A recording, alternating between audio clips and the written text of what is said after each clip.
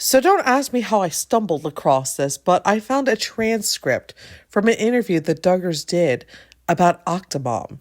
So this was from Larry King Live, although technically Joy Behar was in charge that night. And they asked the Duggars what kind of advice they would give to Octomom. In case you don't know who Octomom is, this is Nadia Suleiman. I don't think I'm pronouncing that right, and I apologize. She gave birth to 8 children in 2009. To say she was a media sensation would be an understatement because she was all over the ding-dang place in 2009. So I guess they wanted the Duggars to give her advice because, they had 18 kids at the time. This was before Josie was born. And I decided in my infinite wisdom to recreate that interview because it is a transcript, no video. So here is my wonderful voice acting recreating this interview. I will also link the transcript in the description below. Let me ask you something. What's your reaction to Octomom, Nadia Suleiman, the story? What do you think about that? Well, I just know from my own heart, I can't judge and look at her and judge her situation. I just know from my heart and personally, God changed our hearts about children years ago. And so we've kind of gone about it the old-fashioned way. And so we're enjoying each one of the blessings that God has given us. And we're thankful for each one of them. Right. At least you guys enjoyed having the babies. You went through the then giving the birth. This woman didn't even have any of that, except for giving the birth, which must have been rough, don't you think? Oh my, I can't imagine.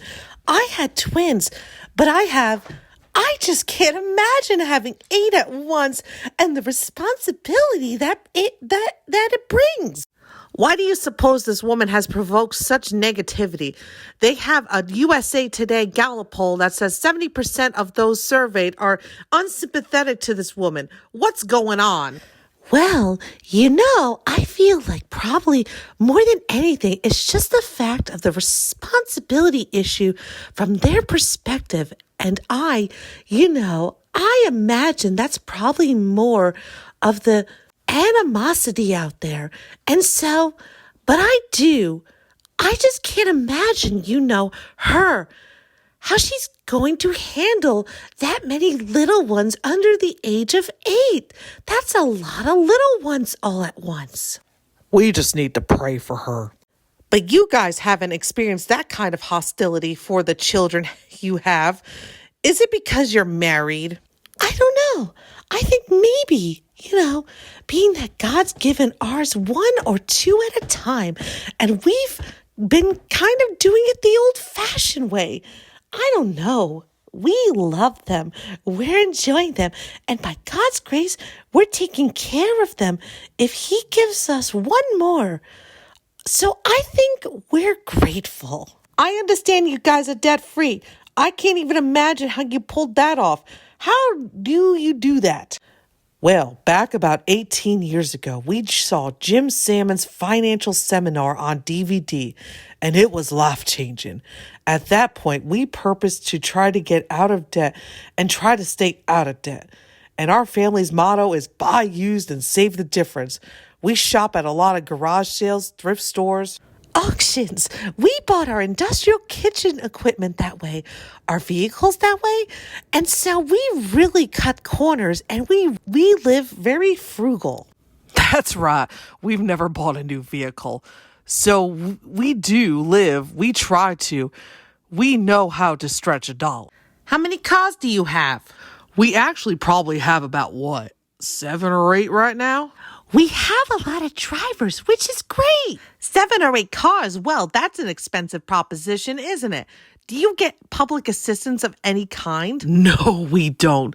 We've never had public assistance. Just like our 21-passenger bus, we bought that at a sealed bid auction for $2,100.